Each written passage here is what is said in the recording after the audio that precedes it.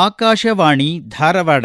ಆವು ಈವಿನ ನಾವು ನೀವಿಗೆ ಯಾನು ತಾನದ ತನನನ ನಾನು ನೀನಿನ ಈ ನೀನಾನಿಗೆ ಬೇನೆ ಏನು ಜಾಣೀನ.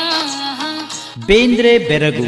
ಡಾಕ್ಟರ್ ದ.ರಾ. ಬೇಂದ್ರೆ ಅವರ 4 ತಂತಿಗೆ ಜ್ಞಾನಪೀಠ ಪ್ರಶಸ್ತಿ ದೊರೆತ ಸುವರ್ಣ ಸಂಭ್ರಮದ ಸಂದರ್ಭದಲ್ಲಿ ವಿಶೇಷ ಸರಣಿ ಕಾರ್ಯಕ್ರಮ ಬೇಂದ್ರೆ ಬೆರಗು.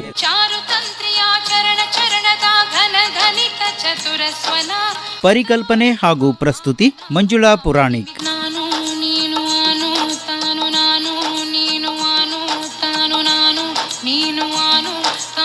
ಪ್ರಸ್ತುತಿ ನೆರವು ರಾಖಿ ಹಾನಗಲ್.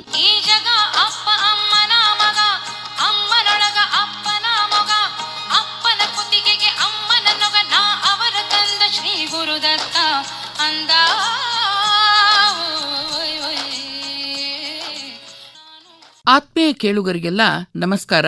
ಬೇಂದ್ರೆ ಬೆರಗು ಕಾರ್ಯಕ್ರಮಕ್ಕೆ ಪ್ರೀತಿಯ ಸ್ವಾಗತ. ಕೇಳುಗರೆ, ಇವತ್ತಿನ ಬೇಂದ್ರೆ ಬೆರಗು ಕಾರ್ಯಕ್ರಮದಲ್ಲಿ ಬೇಂದ್ರೆ ಅವರ ನಾಟ್ಯ ಯೋಗ ಈ ಕುರಿತು ಮಾತನಾಡುತ್ತಾರೆ ಖ್ಯಾತ ರಂಗ ತಜ್ಞರಾದ ಡಾಕ್ಟರ್ ಪ್ರಕಾಶ್ ಗರುಡ್. ಮಹಾಕವಿ ಜಗದ ಕವಿ ಡಾಕ್ಟರ್ ದ.ರಾ. ಬೇಂದ್ರೆ ಅವರ ಕುರಿತು ಅವರು ಬರೆದಂತ ನಾಟ್ಯ ಯೋಗ ಅಂದರೆ ರಂಗಭೂಮಿ ಮತ್ತು ನಾಟಕ ಕುರಿತು ಅವರು ಮಾಡಿದಂತಹ ವಿಚಾರಗಳನ್ನ ನಾನು ನಿಮ್ಮೊಂದಿಗೆ ಹಂಚಿಕೊತಾ ಇದ್ದೇನೆ. ಈ ರಂಗಭೂಮಿ ಮತ್ತು ನಾಟಕ ಕುರಿತು ಜಗತ್ತಿನಲ್ಲಿ ಬೇರೆ ಬೇರೆಯವರು ಬೇರೆ ಬೇರೆ ರೀತಿಯಿಂದ ವಿಚಾರ ಮಾಡಿದ್ದಾರೆ, ತಮ್ಮ ಮೀಮಾಂಸೆಯನ್ನು ಪ್ರಸ್ತುತಪಡಿಸಿದ್ದಾರೆ. ಅದರಲ್ಲಿ ಪೌರ್ವಾತ್ಯದ ಬಹು ಮುಖ್ಯ ಮೀಮಾಂಸಕಾರನಾದ ಭರತನ ನಾಟ್ಯಶಾಸ್ತ್ರ ಇರಬಹುದು, ಅಥವಾ ಅಭಿನವ ಗುಪ್ತನ ವಿಚಾರಗಳಿರಬಹುದು, ಅಥವಾ ನಮ್ಮಲ್ಲಿ ಆದ ನಂದಿಕೇಶನ ಅಭಿನಯ ದರ್ಪಣ, ಧನಂಜಯ ದಶರೂಪಕ ಮತ್ತು ಪಾಶ್ಚಾತ್ಯರಲ್ಲಿ ಗ್ರುಟೋವ್ಸ್ಕಿ, ಸ್ಟ್ಯಾನ್ಸ್ಲಾವಸ್ಕಿ ಮತ್ತು ಆರ್ಥೋಡನ್ನವ ಇಂಥವು ಬೇರೆ ಬೇರೆಯವರು ವಿಚಾರ ಮಾಡಿದ್ದಾರೆ.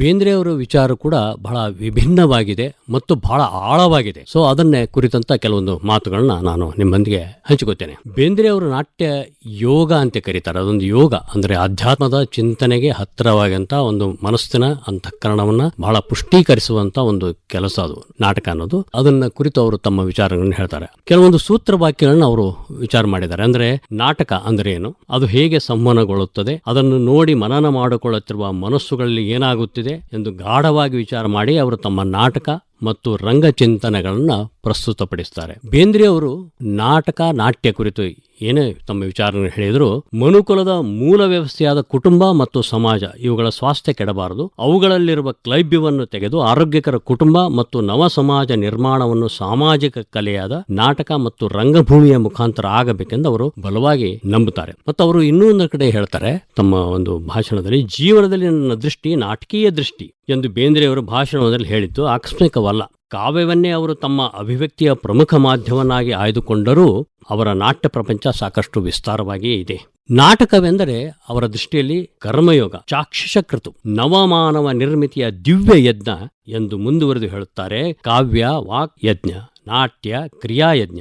ದೃಶ್ಯ ಕಾವ್ಯಗಳು, ದರ್ಶನವು, ಯೋಗವು ಒಂದು ಜಾಗೃತ ಸಮಾಧಿ ಇದ್ದಂತೆ ಅಂತ ಹೇಳ್ತಾರೆ. ಅಂದ್ರೆ ಜಾಗೃತ ಸಮಾಧಿ ಅಂದ್ರೆ ಲೈವ್ ಅವೇರ್ನೆಸ್ ಅಂತ ಅವರು ತಮ್ಮ ಅನಿಸಿಕೆಗಳನ್ನ ಹೇಳ್ತಾರೆ. ಮುಖ್ಯವಾಗಿ ಅವರು ರಂಜನೆಗಾಗಿ ನಾಟಕವನ್ನು ಬಳಸಲಿಲ್ಲ. ನಮ್ಮ ಸಮಾಜ ಸಂಸಾರ ಇರುವುದೊಂದು ಬಗೆ, ಅದು ಹೇಗಿರಬೇಕು ಎಂಬ ಆಶೆಯ ಬಗೆ ಬೇರೆ. ಹೀಗಾಗಿ ನಾಟಕದಲ್ಲಿ ಸಾಮಾಜಿಕ ವಸ್ತುವನ್ನು ಬೋಧಕ್ಕಾಗಿಯೂ ಪ್ರಚೋದನಕ್ಕಾಗಿಯೂ ಇರಬೇಕಾಗುತ್ತದೆ. ಅವರು ಇನ್ನೂ ಒಂದು ಮಹತ್ವದ ಮಾತು, ಅದು ನಾಟಕದ ಉದ್ದೇಶ ಕುರಿತು ಹೇಳುವುದು. ನಾಟಕಗಳಲ್ಲಿ ಪಕ್ಷ ಕಟ್ಟಿ ಹೋರಾಡುವುದಕ್ಕಿಂತ ಪ್ರೇಕ್ಷಕರ ಅಂತಃಕರಣ ವಿವೇಕ ಜಾಗೃತವಾಗುವಂತೆ ಪಕ್ಷ ಪ್ರತಿಪಕ್ಷಗಳನ್ನು ಸಮಾನವಾಗಿ ಚಿತ್ರಿಸಬೇಕು ಅಂತ ಅವ್ರು ಹೇಳ್ತಾರೆ. ಅಂದ್ರೆ ನಾಟಕ ಯಾವುದರೊಂದು ಅಜೆಂಡಾ ಆಗಬಾರದು, ಒಂದು ತಟಸ್ಥ ಇದ್ದಂತ ಆಳವಾದ ಇದ್ದಂತ ಒಂದು ಚಿಂತನೆ ಇರಬೇಕು ಅಂತ ಅವ್ರು ಹೇಳ್ತಾರೆ. ಬಹಳ ವಿಚಿತ್ರ ಸಂಗತಿ ಅಂದ್ರೆ ಅವರು ಪುರಾಣ ಮತ್ತು ಪಾಶ್ಚಾತ್ಯ ಗ್ರೀಕ್ ಪುರಾಣಗಳಲ್ಲಿ, ನಮ್ಮ ಪೌರ್ವಾತ್ಯ ಪುರಾಣಗಳಲ್ಲಿ, ವೇದ ಉಪನಿಷತ್ತುಗಳಲ್ಲಿ ಅವರು ತಮ್ಮ ಕಾವ್ಯಗಳಲ್ಲಿ ಎದುರಾಗ್ತಾರೆ. ನಾಟಕಗಳಲ್ಲಿ ಮಾತ್ರ ಅವರು ಸಾಮಾಜಿಕ ವಸ್ತುವನ್ನೇ ಅವರು ಇಟ್ಕೊಂಡಿದ್ದಾರೆ. ಬೇಂದ್ರೆ ಅವರು ತಮ್ಮ ನಾಟಕಗಳಿಗೆ ಬಹುತೇಕ ಸಮಕಾಲೀನ ವಾಸ್ತವ ವಿಷಯಗಳನ್ನೇ ನಾಟಕಕ್ಕೆ ವಸ್ತುವಾಗಿ ಆಯ್ಕೆ ಮಾಡಿಕೊಂಡಿದ್ದಾರೆ. ನೀವು ಬಹುತೇಕ ನೋಡಬಹುದು, ಅವರು ಹೊಸ ಸಂಸಾರ ಇರಬಹುದು, ಜಾತ್ರೆ ಇರಬಹುದು. ಬೇಂದ್ರೆ ಅವರು ರಚಿಸಿದ ಜಾತ್ರೆ ನಾಟಕದ ಒಂದು ಭಾಗ.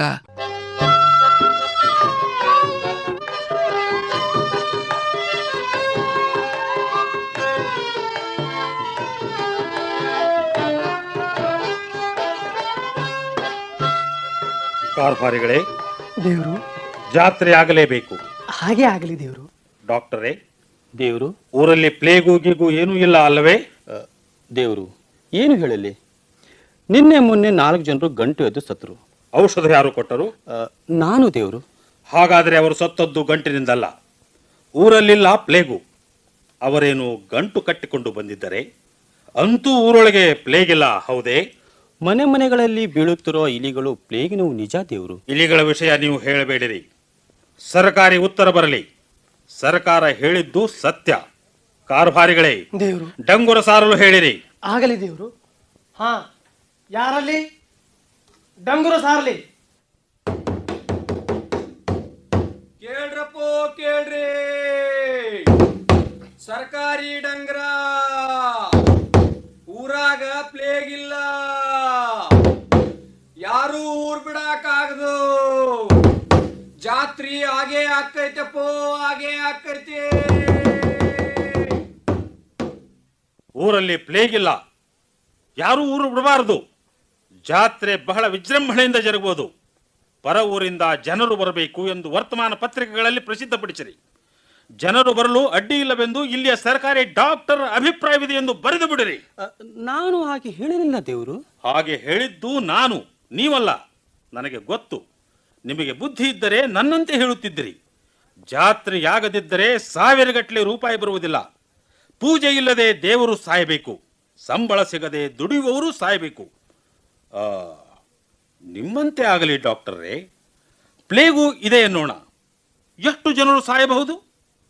ಪ್ಲೇಗು ಇರದಿದ್ದರೂ ಕೆಲವು ಜನರು ಸತ್ತೇ ಸಾಯುತ್ತಿದ್ದಾರೆ. ಆಮೇಲೆ ಕೆಲವು ಮುದುಕರು ಸಾಯುವರನ್ನೋಣ. ಮುದುಕರು ಸತ್ತರೆ ಕಸ ಹೋದಂತೆ. ಆಮೇಲೆ ಕೆಲವು ಹೆಂಗಸರು ಸಾಯಬಹುದು. ಅವರು ಇದ್ದು ಗಳಿಸುವುದು ಅಷ್ಟರಲ್ಲೇ ಇದೆ, ಕೂಳುದಂಡ.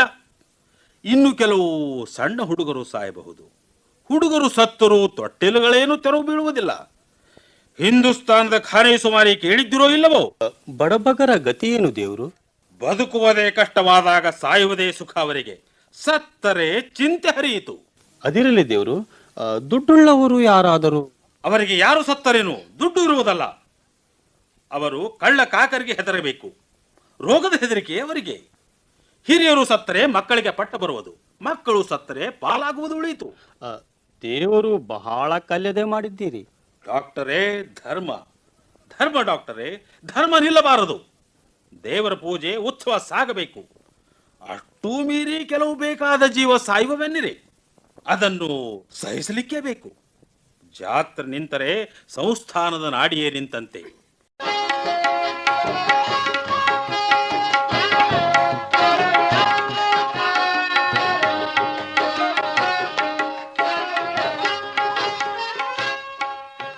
ಅಥವಾ ಆ ಥರ ಈ ಥರ ಇರುವುದು ಮುಂತಾದ ನಾಟಕಗಳು. ಅವರು ಇತಿಹಾಸ, ಪುರಾಣ ಅಥವಾ ಜನಪದ ಕಥೆಗಳನ್ನು ತಮ್ಮ ನಾಟಕಕ್ಕೆ ವಸ್ತುಗಳನ್ನಾಗಿ ಆಯ್ಕೆ ಮಾಡಿಕೊಳ್ಳಲಿಲ್ಲ. ಇದು ನಾಟಕವು ಪ್ರೇಕ್ಷಕನಲ್ಲಿ ಉದ್ದೀಪಿಸುವ ಅಂತಿಮ ಫಲಶ್ರುತಿಯನ್ನು ಗಮನದಲ್ಲಿಟ್ಟುಕೊಂಡು ಪ್ರಜ್ಞಾಪೂರ್ವಕವಾದ ಮತ್ತು ತಾತ್ವಿಕ ನಿಲುವಿನ ಆಯ್ಕೆಯಾಗಿದೆ. ಆ ಬಗ್ಗೆ ಅವರು ಹೀಗೆ ತಿಳಿಸುತ್ತಾರೆ. ಕಲ್ಪನಾ ಸಾಮ್ರಾಜ್ಯಕ್ಕೆ ಸೇರಿದ ಹಳೆಯ ಇತಿಹಾಸ ಪುರಾಣಗಳೊಳಗಿನ ಶೃಂಗಾರ ಅರುಚಿಯುಂಟಾಗಿದೆ. ಜನರಲ್ಲಿ ವೈವಿಧ್ಯ ಪಲ್ಲಟ, ಇವು ರುಚಿಯ ರೀತಿಗಳು. ಅಂತೆಯೇ ಈಗ ಕಲ್ಪನೆಯ ಹಾದಿಯನ್ನು ಬಿಟ್ಟು ವಾಸ್ತವದ ಬೀದಿ ಅರಿದಾಡುವ ಬಯಕೆ ಹುಟ್ಟಿದೆ.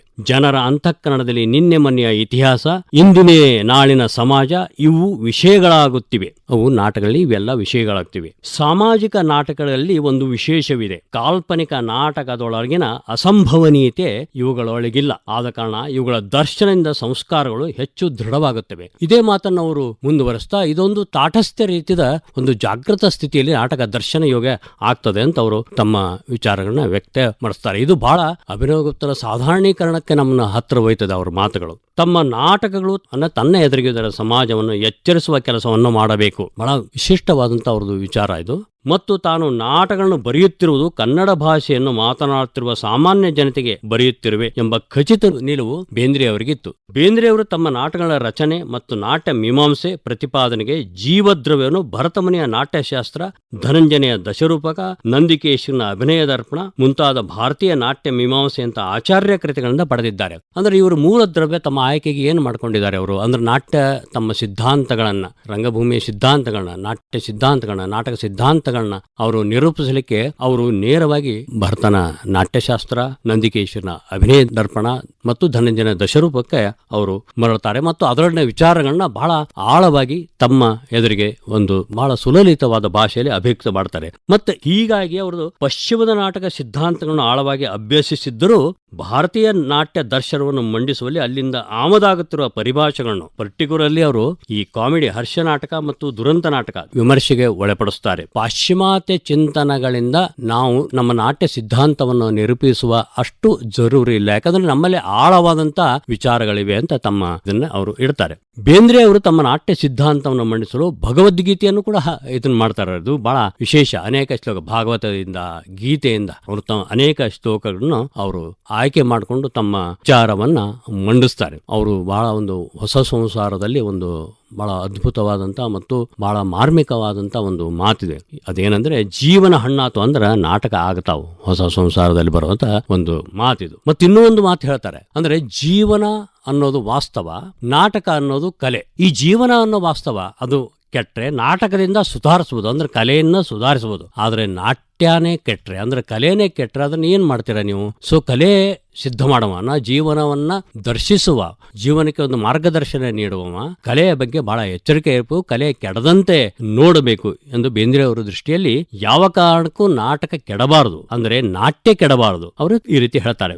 ಬೇಂದ್ರೆ ಅವರ ನಾಟ್ಯ ಮೀಮಾಂಸೆ ಕುರಿತಾದ ಲೇಖನವನ್ನು ಸಂಗ್ರಹಿಸಿ ಅದ್ರ ಬಹಳ ಸಂಪುಟವನ್ನು ಬೇಂದ್ರೆ ನಾಟ್ಯಯೋಗ ಸಿದ್ಧಾಂತ ಅಂತ ಇತ್ತೀಚೆಗೆ 2008 ಅಲ್ಲಿ ವಾಮನ್ ಬೇಂದ್ರೆ ಅವರು ಸಂಗ್ರಹಿಸಿದ್ದಾರೆ. ಮತ್ತು ಬೇಂದ್ರೆ ಅವರೇ ತಮ್ಮ ಮಹಾನ್ ಕೃತಿ ವಿಮರ್ಶೆಯ ಕೃತಿ, ಬಹಳ ದರ್ಶನ ಕೃತಿ, ಸಾಹಿತ್ಯ ಕುರಿತಂತ ಚಿಂತನೆ, ಸಾಹಿತ್ಯದ ವಿರಾಟ್ ಸ್ವರೂಪ, ಇದರಲ್ಲಿ ನಾಟ್ಯ ಯೋಗ ಕುರಿತಾದ ಚಿಂತನೆಗಳನ್ನು ಮಾಡ್ತಾರೆ. ನಾನು ಇಲ್ಲಿ ಅವರ ನಾಟಕಗಳಿಗಿಂತ ಅವರ ನಾಟ್ಯ ಯೋಗದ ಬಗ್ಗೆ, ನಾಟ್ಯದ ಅಷ್ಟಾಂಗಗಳ ಬಗ್ಗೆ ಮತ್ತು ಅವರ ಅವಿದ್ಧ ಪ್ರಯೋಗ, ಏಕಾಂಕ, ಅವುಗಳ ಬಗ್ಗೆ ಅವರ ಚಿಂತನೆ ಯಾವ ರೀತಿಯಿಂದ ಹೋಗ್ತಿತ್ತು, ಸ್ವಲ್ಪ ಅದು ಬಹಳ ಆಳವಾಗಿ ಮತ್ತು ಆಧ್ಯಾತ್ಮಿಕವಾಗಿ ಮತ್ತು ಬೌದ್ಧಿಕವಾಗಿಯೂ ಆಳವಾದಂತ ಒಂದು ಲೇಖನ ಚಿಂತನೆ ಇದೆ. ಅದನ್ನು ನಾನು ಪ್ರಯತ್ನ ಮಾಡ್ತಾ ಇದ್ದೀನಿ. ಒಟ್ಟಾರೆ ಅವರ ನಾಟ್ಯಯೋಗವನ್ನ ಟೆಂಟೇಟಿವ್ ಆಗಿ ಅಂತಾರಲ್ಲ, ಸೂಕ್ಷ್ಮವಾದಂತ ಒಂದು ಸೂಕ್ತವಾದಂತ ಒಂದು ಪಟ್ಟಿ ಹಿಂಗ್ ಮಾಡ್ಬೋದು. 1920ರಲ್ಲಿ ಅವರು ಗೋಲ್ ನಾಟಕ ಬರೀತಾರೆ. 1980ರಲ್ಲಿ ಮಂದಿ ಮನಿ, ಅದು ಕೊನೆಯ ನಾಟಕ ಅವ್ರದ್ದು. ಹೊಸ ಸಂಸಾರ ಈ ನಾಟಕದ ತ್ರಿವಳಿ ಕೊನೆಯ ನಾಟಕ ಇದು. ಮಂದಿ ಮದುವೆ 1949ರಲ್ಲಿ, ಮಂದಿ ಮಕ್ಕಳು 1950ರಲ್ಲಿ ಮತ್ತು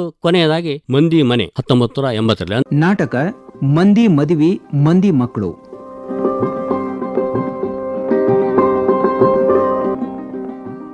ಲಾ ಲಾ ಲಾ ಲಾ ಲಾ ಲಾ ಲಾ ಲಾ.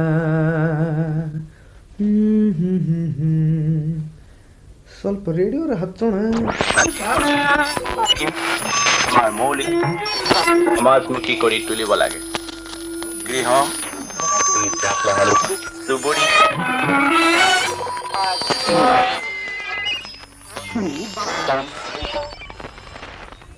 ಏನು ಬರವಲ್ತಲ್ಲೋಪ, ಹೋಲಿ ಬಿಡ. ಪೇಪರ್ ನೋಡು ನೀವು ಮುಂದೆ. ಸತ್ಯಾಗ್ರಹವನ್ನು ಮಾಡುತ್ತಿದ್ದಾಗ ಅನೇಕರನ್ನು ಬಂಧಿಸಲಾಗಿದೆ. ದಿಲ್ಲಿ ಭರ್ತಿ ರಸ್ತೆಯೊಳಗೆ ಕಳು. ಥೂ ಥೂ ಥೂ ಥೂ ಥೂ ಥೂ. ಹಿಂಗಾದ್ರೆ ಹ್ಯಾಂಗಪ್ಪ? ಬಂಗಾಲದಲ್ಲಿ ಕ್ಷಾಮ, 50 ಸಾವು. ಅಜ್ಜಾರ ಕೆಳಗೆ ಹಚ್ಕೊಂಡು ನೋಡ್ರಿ ನಿಮ್ಮ ಸಾಮಾನ. ನಮ್ದೇನು ಕೊಡೋದು ಕೊಟ್ಬಿಡ್ರಿ. ಧಾನ್ಲಿ ಏನು ಬಿಸಿಲ್ರಪ್ಪ. ತರಿ ಏನು ಅಜ್ಜಾರ 2 ರೂಪಾಯಿ ಏನು ಆಗ್ಬೇಕ್ರಿ? ಬಿಡಿ ಕಾಟ್ ಸೈಡ್ ಬರಂಗಿಲ್ಲ. ಬರ್ರಿ, ಏನು ಇಟ್ಟು ಬಿಸ್ಲಾಗ ಬಂದೇನು? ಆತ್ ಬಿಡ್ರಿ ಅಜ್ಜಾರ, ಬರ್ತೇನ್ರಿ. ಎಲ್ಲ ಸಾಮಾನು ಅದಾವ್ರ? ಬರ್ತೇನ್ರಿ. ಮತ್ತೆ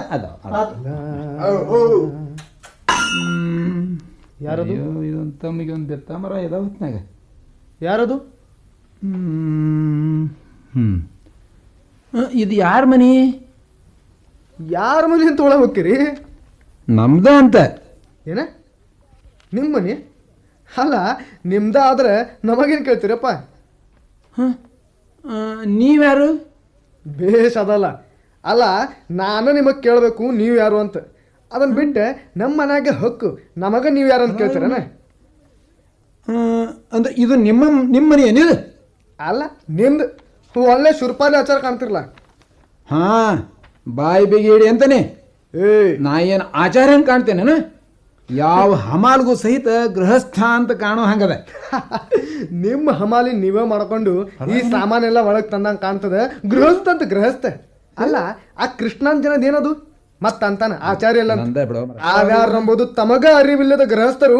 ಏನ್ ಗೃಹಸ್ಥರು, ಎಂಥ ಗೃಹಸ್ಥರು? ಏಯ್ ಹುಷಾರ.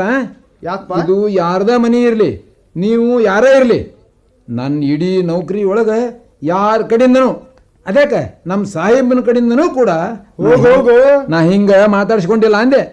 ಒಂದ್ ವೇಳೆ ಯಾರಾದರೂ ಹಾದಿಯೊಳಗೆ ನನಗೆ ಹಿಂಗೆ ಕೆಣಕಿದ್ರೆ ಇದ ವಾಕಿಂಗ್ ಸ್ಟಿಕ್ಲೆ ಅವ್ರ ತಲೆ ಒಳಗೆ ಮೆದುಳು ಎಷ್ಟದ ತೋರಿಸ್ಬಿಡ್ತೈತಿ ಮೆದುಳು. ಏನಂತೀರಿ ನೀವು? ಏನಾತ್ರಿ? ಏ ಪಕ್ಕ ಬಾಲ್ ಅಲ್ಲ ಡಾಕ್ಟರ್ ಏನಾತ್ರಿ? ನೀವು ಯಾವ ಅದನ್ ಸ್ವಲ್ಪ ನೋಡಿಲ್ಲ. ಅಲ್ಲ ಸಪ್ಪ ಯಾವ ಅದನ್ ಸ್ವಲ್ಪ ನೋಡಿಲ್ಲ. ಅರೇ ಭಟ್ರ ಅವನ ಏನ್ರಿ ಭಟ್ರ ಇದು ನೀನ್ ಸ್ಟೇಷನ್ ಪ್ಲಾಟ್ಫಾರ್ಮ್ ಮಾಡ್ರಿ ನೀವು. ದೇಸಾವರಿ ಕೊಡಾನಿಲ್ಲ ಅಂದ್ರೆ ಮುಂದಿನ ಮನೆಗೆ ಹೋಗ್ಬೇಕ್ರಿಪ್ಪ. ಏನ್ ಮಾತಾಡ್ತಿ? ಇಲ್ಲೇ ಇಡೀ ಜಡಿ ಕುಂದ್ರೋದ ಮತ್ತ ಹಿಂಗ್ ಕುಂತ್ರೆ ಹೆಂಗ್ರಿಪ್ಪ ಈ ರೇಷನ್ ದಿನದಾಗ? ಮತ್ತ ಅವ್ರೇನು ಯಜಮಾನ್ರ? ಏ ಯಾಕ ಡಾಕ್ಟ್ರ ಹಂಗಲ್ರಿ ನಾ ಅಂದದ್ದು. ಹೆಂಗ ನಾ ಆ ಭಟ್ರಿಗೆ ಹೇಳಿದ್ದು. ಏಯ್ ನನಗೇನು ಹೇಳ್ತೀಯ?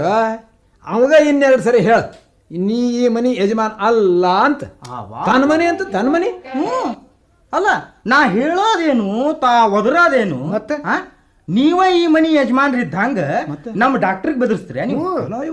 ಅವ್ರ ಯಜಮಾನ್ರಲ್ಲ ಅಂತಂದ್ರೆ ಏನು ನೀವ್ ಆದಿರಿ ಯಜಮಾನ್ರಿ ಈ ಮನಿಗೆ? ಹಂಗಾದ್ರೆ ಯಾರ್ದು ಈ ಮನಿ? ಅದ್ರ ಉಸಾಬರಿ ನಿಮಗೆ ಯಾಕೆ ಬೇಕು? ಅಲ್ಲ ಯಾಕೆ ಬೇಕಂತ. ಯಾರ ಮನಿ ಅನ್ನೋದು ಗೊತ್ತಿಲ್ದಿದ್ರ ಮುಂದಿನ ಮನಿಗೆ ಹೋಗ್ಬೇಕ್ರಿಪ್ಪ. ಅದೇನ ಅಂತಾರಲ್ರಿ ಡಾಕ್ಟ್ರ, ಹರು ಪಡ್ಸಾಲಿ ಕಂಡು ಹಗರ್ಕ ಎಲ್ಲಾ ಸಾಮಾನು ಹರಿಬಿಟ್ರೆ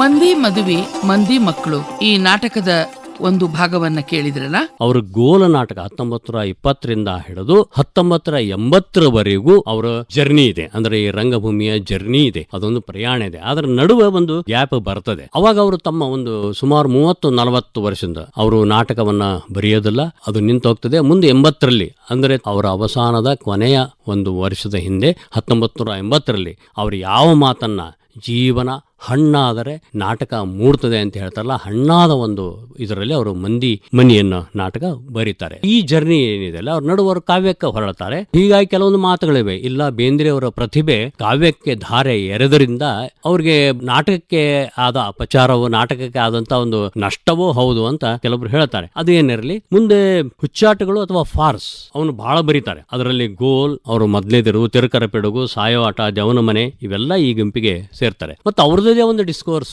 ಆವಿದ್ದ ಪ್ರಯೋಗ, ಇದನ್ನ ಅವರು ನಾಟ್ಯಶಾಸ್ತ್ರದಿಂದ ಪಡೆದಿದ್ದಾರೆ. ಆ ಆವಿದ್ದ ಪ್ರಯೋಗಗಳಲ್ಲಿ ಉದ್ಧಾರ, ಹೊಗೆ, ನಗೆಯ ಹೊಗೆ, ಈ ನಾಟಕಗಳು ಅವರು ಸೇರಿಸ್ತಾರೆ. ಮತ್ತು ಕೆಲವೊಂದು ಸುಕುಮಾರ ಪ್ರಯೋಗಗಳನ್ನು ಅವರು ಹೆಸರಿಸ್ತಾರೆ. ಅದನ್ನ ಶೋಭನ, ಆ ಥರ ಈ ಥರ, ಮಕ್ಕಳ ಅಡಿಗೆ ಮನೆ ಹೊಕ್ಕರೆ, ಇಂಥವೆಲ್ಲ ಸುಕುಮಾರ ಪ್ರಯೋಗಗಳು ಅಂತ ಅವರು ಕರೆದಿದ್ದಾರೆ. ಅವನ್ನೆಲ್ಲ ಒಂದು ಪಟ್ಟಿ ಮಾಡಿದ್ದಾರೆ. ಈ ಬಗ್ಗೆ ಬಹಳ ವಿವರವಾಗಿ GS ಆಮೂರ್ ಅವರು ತಮ್ಮ ಚರ್ಚೆಯಲ್ಲಿ, ಅಂದ್ರೆ ಕಾಮಿಡಿ ಅಂತ ಒಂದು ಅವ್ರದೊಂದು ಬಹಳ ಒಂದು ವಿದ್ವತ್ಪೂರ್ಣ ಕೃತಿ, ಅದರಲ್ಲಿ ಚರ್ಚಿಸ್ತಾರೆ. ಬೇಂದ್ರೆ ಅವರ ನಾಟ್ಯ ಯೋಗ, ನಾಟ್ಯ ಮೀಮಾಂಸೆ ಕುರಿತು ಲೇಖನನ್ನು ಅವರು ಬರೀತಾರೆ. ಅದರಲ್ಲಿ ಜೀವನ ಕಲೆ ಮತ್ತು ನಾಟ್ಯ, ನಾಟ್ಯದ ಅಷ್ಟಾಂಗಗಳು, ರೂಪಗಳಲ್ಲಿ ಪ್ರಯೋಗಗಳು, ಏಕಾಂಕ ನಾಟಕ, ಅವಿದ್ದ ಪ್ರಯೋಗ, ನಾಟಕ, ನಾಟಕಕಾರ, ನಟ, ಪ್ರೇಕ್ಷಕ ಮತ್ತು ಕೆಲವೊಂದು ಮುನ್ನುಡಿ ಬರ್ತಾರೆ. ನಗೆಯ ಹೊಗೆ ಮತ್ತು ಉದ್ಧಾರಕ್ಕಾಗಿ ಅವರು ಮುನ್ನುಡಿಯನ್ನು ಬರೆದಿದ್ದಾರೆ. ಅವು ಬಹಳ ಮಹತ್ವದ ಆದ ಮುನ್ನುಡಿಗಳೇ ಇವೆ. ಮತ್ತು ಇನ್ನೊಂದು ಅವರು ಮರಾಠಿಯಲ್ಲಿ ಬರ್ತಾರೆ, ಲೌಕಿಕ ಅಲೌಕಿಕ ದೃಷ್ಟಿ ಅಂತ ಒಂದು ಅವರು ವಿಮರ್ಶಾ ಲೇಖನ ಕೂಡ ಅದು ಇದೆ. ಇತ್ತೀಚೆಗೆ ಅದು ಅನುವಾದ ಕೂಡ ಆಗಿದೆ. ಮತ್ತು ಅವರು ನಾಟಕ, ತಮ್ಮ ನಾಟಕಗಳ ಬರೆಯೋದಲ್ಲದೆ ನಾಟಕ ಮೀಮಾಂಸೆಯನ್ನು ಕಟ್ಟಿಕೊಡೋದ್ರಲ್ಲದೆ ಅವರು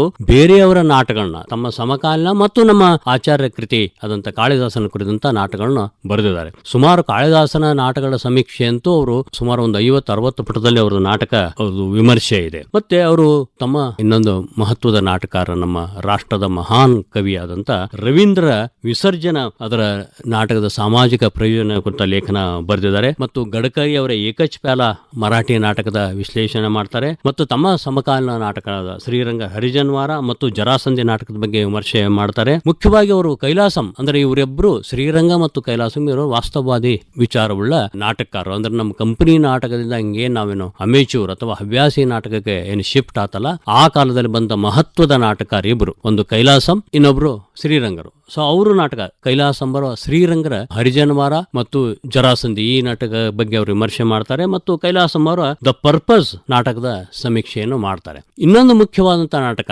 ಮುಕ್ತಾಬಾಯಿ ಅವರ ಮರಾಠಿ ಲೇಖಕಿಯಾಗಿ ಜುಗಾರ್ ಅನ್ನೋ ಒಂದು ನಾಟಕ, ಅದು ಬಹಳ ವಿಶಿಷ್ಟವಾದಂತ ನಾಟಕ. ಅದು ಗಂಡ ಹೆಂಡತಿ ಸಂಬಂಧ, ಗಂಡ ಪ್ರೇಯಸಿ ಮತ್ತು ಇನ್ನೊಂದು ಸಂಬಂಧ, ಇವೆಲ್ಲ ಒಂದು ಸಂಕೀರ್ಣವಾದಂತ ನಾಟಕ. ಈ ವಸ್ತುವನ್ನ ಮುಕ್ತಾಬಾಯಿ ದೀಕ್ಷಿತ್ ಅವರಿಗೆ ಬೇಂದ್ರೆ ಅವರು ಹೇಳಿದ್ರು ಇದನ್ನ ನಾಟಕವಾಗಿ ಬರ್ರಿ ಅಂತ. ಅದು ಜೂಜು ಮಂಜು ಅಂತ ಲಕ್ಷ್ಮಣರಾವ್ ಬೇಂದ್ರೆಯವರು ಅನುವಾದ ಮಾಡಿದ್ದಾರೆ. ಅದಕ್ಕೊಂದು ಪ್ರಸ್ತಾವನೆ ಬರೀತಾರೆ ಅವರು. ಬಹಳ ದೀರ್ಘವಾದಂತ ಒಂದು ಪ್ರಸ್ತಾವನೆ ಇದೆ. ಬಹಳ ಒಳನೋಟಗಳಿಂದ ಕೂಡಿದಂತ ನಾಟಕದ ಬಗ್ಗೆ ಮತ್ತು ಜೀವನದ ಬಗ್ಗೆ ಬಹಳ ಒಳನೋಟಗಳಿವೆ. ಬೇಂದ್ರೆ ಅವರು ಜೀವನಕ್ಕೆ ಪೂರಕವಾಗಿಂತ ಜೀವನ ಮತ್ತು ಸಮಾಜ ಹೇಗೆ ಹಸನ ಆಗಬೇಕು ಅನ್ನೋ ದೃಷ್ಟಿಕೋನ ಇಟ್ಟುಕೊಂಡೇ ಅವರು ತಮ್ಮ ನಾಟಕಗಳನ್ನ ಮತ್ತು ರಂಗ ಮೀಮಾಂಸೆಯನ್ನ ಕಟ್ಟಿಕೊಡ್ತಾರೆ. ಬೇಂದ್ರೆಯವರ ನಾಟ್ಯ ಲೋಕದ ಪೃಥ್ವಿ ವೈವಿಧ್ಯಮಯವಾಗಿದೆ. ಈ ಎಲ್ಲ ನಾಟಕ, ನಾಟ್ಯ ಯೋಗ ಮತ್ತು ವಿಮರ್ಶಾ ಲೇಖನಗಳ ಮೂಲಕ ಮಹಾನ್ ನಾಟಕಕಾರಿ ಆಗಿ ಮತ್ತು ನಿಯೋಜಿತ ನವಮಾನವ ಆವಿರ್ಭಾವದ ಪ್ರಯೋಗಕ್ಕೆ ಮಾರ್ಗ ಮಾಡಿಕೊಟ್ಟಿದ್ದಾರೆ. ಅಂತೆಯೇ ಬೇಂದ್ರೆ ನಾಟ್ಯಯೋಗವು ಬೇಂದ್ರೆ ನವಮಾನವತೆಯ ಆವಿರ್ಭಾವದ ರಂಗಶಾಲೆ ಎಂದು ಹೇಳಬಹುದು. ಸೊ ಅವ್ರದೊಂದು ವಿಚಾರನೆ ಒಂದು ರಂಗಶಾಲೆ, ಅದೊಂದು ಬೇರೆ ಬೇರೆ ಅಂತ ವಿಚಾರಗಳಿಂದ ಕೂಡಿದಂತ ಒಂದು ರಂಗಶಾಲೆ ಅಂತ ಹೇಳಬಹುದು. ಬೇಂದ್ರೆ ಅವರು ಮುಖ್ಯವಾಗಿ ನಾನು ಗಮನಿಸಿದಂತೆ ಸಾಹಿತ್ಯಕ್ಕಾಗಿ ಸಾಹಿತ್ಯವನ್ನಾಗಲಿ, ಕಾವ್ಯಕ್ಕಾಗಿ ಕಾವ್ಯವನ್ನಾಗಲಿ, ನಾಟಕಕ್ಕಾಗಿ ನಾಟಕವನ್ನಾಗಿ ಬರೆದವರಲ್ಲ. ಅಂದ್ರೆ ಯಾವ್ದು ನಾವು ಆರ್ಟ್ ಫಾರ್ ಆರ್ಟ್ ಸೇಕ್ ಅಂತ ನಾವು ಈಗಿನ ಸಮಕಾಲೀನ ಸಂದರ್ಭದಲ್ಲಿ ಚರ್ಚೆ ಮಾಡ್ತೀವಲ್ಲ, ಅದು ಬೇರೆ ಬೇರೆ ರೀತಿಯಿಂದ ಸಮಕಾಲೀನ ರಂಗಭೂಮಿಯಲ್ಲಿ ಪ್ರಚಲಿತವಾದಂತ ಒಂದು ಮಾತಿದೆಯಲ್ಲ, ಆ ಎಚ್ಚರಿಕೆ ಕೂಡ ಬೇಂದ್ರೆ ಅವರಿಗಿತ್ತು. ಹೀಗಾಗಿ ನಾಟಕವನ್ನು ಕಲಾತ್ಮಕವಾದ ಕರ್ಮಯೋಗವೆಂದು, ನವಮಾನವ ನಿರ್ಮಿತಿಯ ದಿವ್ಯ ಯಜ್ಞವೆಂದು, ಚಾಕ್ಷಕೃತವೆಂದು ಅವರು ಕರೆದು ಅದಕ್ಕೆ ಅನನ್ಯವಾದ ಸ್ಥಾನವನ್ನು ಅವರು ಕಲ್ಪಿಸಿಕೊಟ್ಟಿದ್ದಾರೆ. ಮುಖ್ಯವಾಗಿ ನಾಟ್ಯವು ಸಮಾಜೋದ್ಧಾರ ಕಾರ್ಯದಲ್ಲಿ ಮುಖಂಡತ್ವವನ್ನು ವಹಿಸಬೇಕು.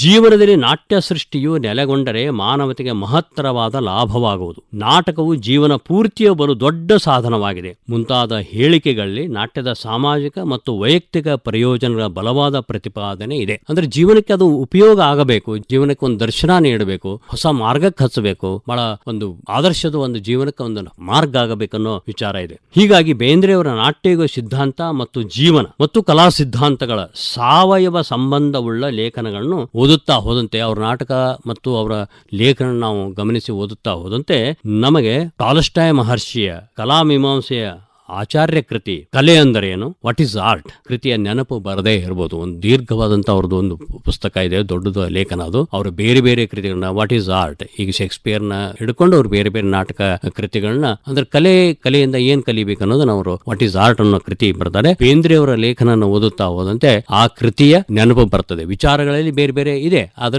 ಆದರೆ ಒಂದು ಮಹತ್ವದ ವಿಚಾರ ಕೃತಿ, ಎರಡು ಮಹತ್ವದ ಲೇಖಕರು ಅಂದ್ರೆ ಟಾಲ್ಸ್ಟಾಯ್ ಮಹರ್ಷಿ ಇರಬಹುದು, ಅವರು ವಾಟ್ ಈಸ್ ಆರ್ಟ್ ಕೃತಿ ಇರಬಹುದು, ಬೇಂದ್ರೆ ಅವರ ನಾಟ್ಯಯೋಗ ಸಿದ್ಧಾಂತ, ನಾಟಕ ಅಷ್ಟಾಂಗಗಳು ಇರಬಹುದು, ಇವೆಲ್ಲ ನಮಗೆ ಆ ಕಡೆ ದಿಕ್ಸೂಚಿಯಾಗಿ ಕಾಣಿಸ್ತವೆ. ಅವರು ಸಾಯೋಟ, ಹಳೆಯ ಗೆಣರು ಮುಂತಾದಗಳಿಗೆ ಹುಚ್ಚಾಟಗಳು ಎಂದು ಕರೆದಿದ್ದಾರೆ, ಅಂದ್ರೆ ಫಾರ್ಸ್ ಎಂದು ಕರೆದಿದ್ದಾರೆ. ಮುಖ್ಯವಾಗಿ ಅವು ಫ್ರೆಂಚ್ ನಾಟಕಕಾರ ಮೂಲಿಯರ್ ನಮೂನಿ ಇದ್ರು, ಮೂಲಿಯರ್ನ ನಾಟಕಗಳಲ್ಲಿ ಬರ್ತಾವಲ್ಲ, ಅದು ತಾರ್ತೂಫ್ ಇರಬಹುದು, ಬೂರ್ಜ್ವಾ ಜಂಟಲ್ಮನ್ ಇರಬಹುದು, ಅದರಲ್ಲಿ ಬರುವಂತ ಒಂದಿಷ್ಟು ಹಿಪೋಕ್ರೆಟಿಕ್ ಪ್ರಾತಗಳು ಅದು ಬೇಂದ್ರೆ ಅವರ ಪ್ರಹಸನಗಳಲ್ಲಿ ಇರೋದಿಲ್ಲ. ಅವರು ತಮ್ಮ ಮೊದಲ ಗೋಲ್ ನಾಟಕ ಐರಿಷ್ ಸಾಹಿತಿ ಜಾರ್ಜ್ ವಿಲಿಯಂ ರಸ್ಸೆಲ್, ಅವನಿಗೆ ಎಯಿ ಅಂತ ಕರಿತಿದ್ರು, ಅವರ ದ ಇಂಟರ್ಪ್ರಿಟರ್, ಅದು 1922ರಲ್ಲಿ ಬಂದ ಕೃತಿ. ಆ ಕೃತಿ ಸಾಮ್ಯ ಇರುವುದಾಗಿ ಅವರು ಹೇಳ್ತಾರೆ. ಮತ್ತು ಗೋಲ್ ನಾಟಕಕ್ಕೆ ಅವರು ಅರವಿಂದ್ ಘೋಷ್ ಅವರಿಗೆ ತಮ್ಮಗ ಪ್ರೇರಣೆ ಕೊಟ್ಟಂತ ಅರವಿಂದ ಘೋಷರ ಗೋಲ್ ಒಂದು ಲೇಖನವನ್ನ ಆಧಾರವಾಗಿ ಇಟ್ಟಂತ ಒಂದು ಕೃತಜ್ಞಾಪೂರ್ವಕವಾಗಿ ಅದನ್ನ ಆಧಾರವಾಗಿ ಇಟ್ಕೊಂಡು ಅದರದ್ದು ವಿಚಾರದಿಂದ ಪ್ರಚೋದನೆ ಪಡೆದು ನಾನು ಬರದೆ ಅಂತ ಅವರು ಹೇಳ್ತಾರೆ. ಮುಖ್ಯವಾಗಿ ಬೇಂದ್ರೆ ಅವರ ನಾಟಕಗಳನ್ನ ಇನ್ನೊಂದು ರೀತಿಯಿಂದ ನಾವು ನೋಡ್ಲಿಕ್ಕೂ ಸಾಧ್ಯ ಇದೆ. ಅವರ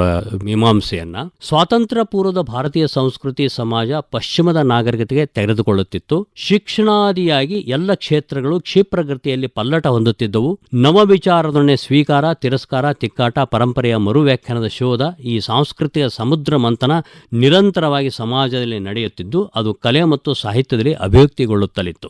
ಈ ಕಾಲಘಟ್ಟದಲ್ಲಿ ಬೇಂದ್ರೆಯವರು ನವಶಿಕ್ಷಣ ಪಡೆದ ಯುವಕರು ಆಯ್ಕೆ ಮಾಡಿಕೊಳ್ಳಬೇಕಾದ ಮಾನವೀಯ ಮೌಲ್ಯಗಳುಳ್ಳ ದಾರಿ ಮತ್ತು ಮುಟ್ಟಬೇಕಾದ ಗುರಿ ಯಾವುದು ಎಂದು ಗೋಲ್ 1920ರಲ್ಲಿ ನಾಟಕದ ಹಲವು ಪಾತ್ರಗಳ ಮೂಲಕ ಶೋಧನೆಗೆ ತೊಡಗಿ ಮುಂದೆ ಸ್ವಾತಂತ್ರ್ಯೋತ್ತರದ ಭಾರತದ ಆದರ್ಶ ಬಾಳ್ವೆ ಮಾಡಲು ಈ ನೆಲದ ವಿವಿಧತೆಯನ್ನು ಸ್ಪಷ್ಟವಾಗಿ ಗ್ರಹಿಸಿ ಹೊಸ ಸಂಸಾರದ ತ್ರಿವಳಿಯ ಕೊನೆಯ ಮಂದಿಮನೆ ನಾಟಕ 1980ರಲ್ಲಿ ಬರೀತಾರೆ. ಆಗ ಅವರಿಗೆ 80 ವರ್ಷ, ಇಳಿಯ ವಯಸ್ಸು. ಜೀವನ ಹಣ್ಣಾತು ಅಂದ್ರೆ ನಾಟಕ ಆಗ್ತಾವು. ಹೊಸ ಸಂಸಾರ ನಾಟಕದಲ್ಲಿ ಬರುವ ಈ ಮಾತು ನಾಟಕವಾಗಿಯೂ ಸಾರ್ಥಕ ಕೃತಿಯಾಗಿದೆ ಮತ್ತು ಜಾತಿ ವ್ಯವಸ್ಥೆ ಹಾಗೂ ಜನಾಂಗೀಯ ದ್ವೇಷದಿಂದ ನಲುಗು ಹೋಗುತ್ತಿರುವ ಪ್ರಸ್ತುತ ಭಾರತವು ರೂಢಿಸಿಕೊಳ್ಳಬೇಕಾದ ಸಹಬಾಳ್ವೆಗೆ ಈ ನಾಟಕ ಒಂದು ರೂಪಕವಾಗಿದೆ. ಅಂದರೆ ಅವರ ನಾಟಕ ರಚನೆಯು ಈ ಪ್ರಯಾಣ ಗೋಲ್ ನಾಟಕದ ವ್ಯಷ್ಟಿ ಪ್ರಜ್ಞೆಯಿಂದ ಸಮಷ್ಟಿ ಪ್ರಜ್ಞೆಗೆ ಜಾಚಿಕೊಳ್ಳುತ್ತದೆ. ಅಂದರೆ ವೈಯಕ್ತಿಕ ಶೋಧನೆಯಿಂದ ಒಂದು ಸಮಷ್ಟಿ ಪ್ರಜ್ಞೆಗೆ ಅವರು ಶೋಧನೆಯನ್ನ ಮಾಡ್ತಾ ಇರೋದು ಅವರ ಕೃತಿಯಲ್ಲಿ ಕಾಣ್ತಬಹುದು. 1957ರಲ್ಲಿ ಬಂದ ಬೇಂದ್ರೆಯವರ ಅರಳು ಮರಳು ಕಾವ್ಯ ಮತ್ತು ನಂತರ ಬರೆದ ಕಾವ್ಯದಲ್ಲಿ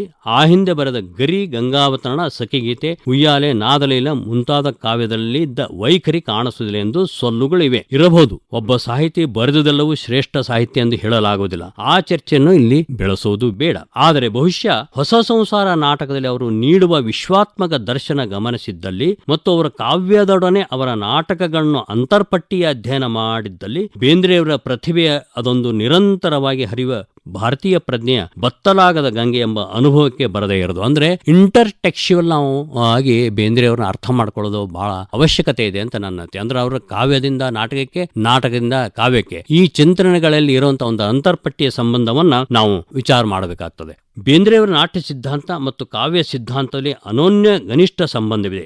ಆದುದರಿಂದ ಬೇಂದ್ರೆಯವರ ನಾಟಕಗಳು ಅವರ ಕಾವ್ಯ ತಿಳಿದುಕೊಳ್ಳಲಿಕ್ಕೆ ಹಾಗೂ ಕಾವ್ಯ ಅವರ ನಾಟಕ ತಿಳಿದುಕೊಳ್ಳಲು ಅನುವು ಮಾಡಿಕೊಡುತ್ತದೆ ಅಂತ ಚಿಂತಕರಾದಂತ ಡಾಕ್ಟರ್ ವಾಮನ್ ಬೇಂದ್ರೆ ಅವರು 2008 ತಮ್ಮ ಕೃತಿಯಲ್ಲಿ ಹೇಳ್ತಾರೆ. ಬೇಂದ್ರೆ ಅವರು ತಮ್ಮ ನಾಟ್ಯಯೋಗ ಸಿದ್ಧಾಂತವನ್ನು ಸ್ಪಷ್ಟಪಡಿಸುವಲ್ಲಿ ಒಂದು ರೂಪಕವನ್ನು ಅವರು ಬಳಸ್ತಾರೆ. ಅದು ಶಿಲ್ಪಿಯ ರೂಪಕ. ಬಹಳ ಒಂದು ವಿಚಿತ್ರವಾದಂತ, ಬಹಳ ಒಂದು ಮಾರ್ಮಿಕವಾದಂತ ಒಂದು ರೂಪಕವನ್ನು ಮೆಟಫರ್ ಆಗಿ ಅವರು ಈ ನಾಟಕದ ಇದನ್ನ ಅವರು ಸ್ಪಷ್ಟಪಡಿಸ್ತಾರೆ. ನಾಟಕಕಾರ ಮಾನವನಲ್ಲಿಯ, ಸಮಾಜದಲ್ಲಿಯ ಇನ್ಎಸೆನ್ಷನ್ ಅಂದ್ರೆ ಬೇಡಾದವುಗಳನ್ನ ಶಿಲ್ಪಿ ಕಲ್ಲನ್ನು ಕೆತ್ತುವ ರೀತಿಯಲ್ಲಿ ನಾಟಕದ ಮೂಲಕ ಕೆತ್ತಿ ತೆಗೆದುಹಾಕಿ ತನ್ನ ಮನಃಪಟಲದಲ್ಲಿ ರೂಪುಗೊಂಡಿರುವ ಮಾನವ ಸಮಾಜವು ರೂಪ ತಾಳುವಂತೆ ಮಾಡುತ್ತಾನೆ. ಆದರೆ ಕಲ್ಲಿನಲ್ಲಿ ಮೂರ್ತಿ ಕೆತ್ತುವ ಶಿಲ್ಪಿಗೂ ಮಾನವ ಸಮಾಜವನ್ನು ಪುನರ್ರಚಿಸುವ ನಾಟಕಕಾರನಿಗಿರುವ ವ್ಯತ್ಯಾಸವೆಂದರೆ ನಾಟಕಕಾರ ಜೀವಂತ ಮನುಷ್ಯರನ್ನು ಪರಿವರ್ತಿಸುವ ಕಾರ್ಯ ಮಾಡುತ್ತಾನೆ. ಶಿಲ್ಪಿಯ ಹಾಗೆ ಜೀವವಿಲ್ಲದ ಕಲ್ಲನ್ನು, ಅಂತೆಯೇ ಕಲುಷಿತ ಮಾನವ ಸಮಾಜದಿಂದ ನವಮಾನವ ಸಮಾಜವನ್ನು ರೂಪಿಸುವ ನಾಟಕಾರನು ಮಹಾಶಿಲ್ಪಿ, ಮಹಾ ನಾಟಕಕಾರ ಎಂದು ಬಣ್ಣಿಸಬೇಕಾಗುತ್ತೆ ಎಂದು ಹೇಳ್ತಾರೆ. ಅಂದ್ರೆ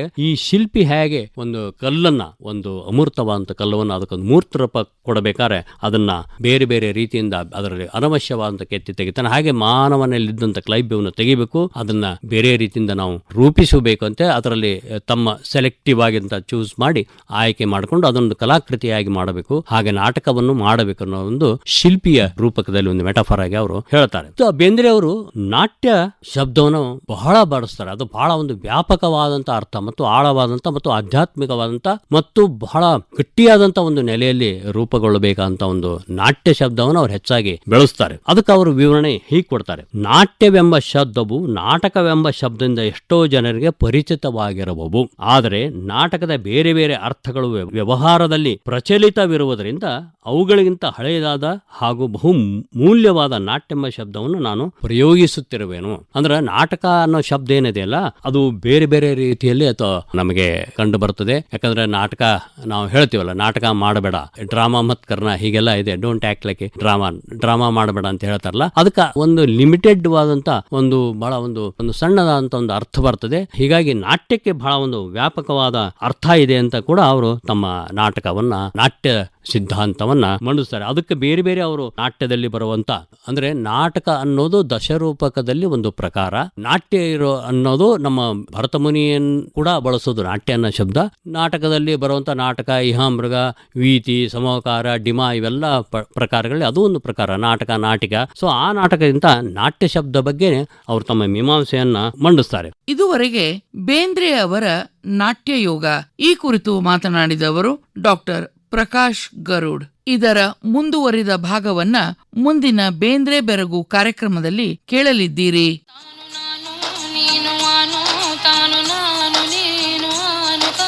ಡಾಕ್ಟರ್ ದ.ರಾ. ಬೇಂದ್ರೆ ಅವರ 4 ತಂತಿಗೆ ಜ್ಞಾನಪೀಠ ಪ್ರಶಸ್ತಿ ದೊರೆತ ಸುವರ್ಣ ಸಂಭ್ರಮದ ಸಂದರ್ಭದಲ್ಲಿ ವಿಶೇಷ ಸರಣಿ ಕಾರ್ಯಕ್ರಮ ಬೇಂದ್ರೆ ಬೆರಗು ಕೇಳಿದಿರಿ.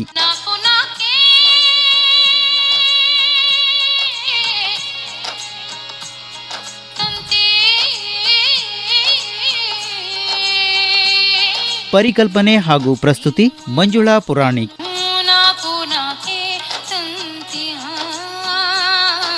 ಪ್ರಸ್ತುತಿ ನೆರವು ರಾಖಿ ಹಾನಗಲ್.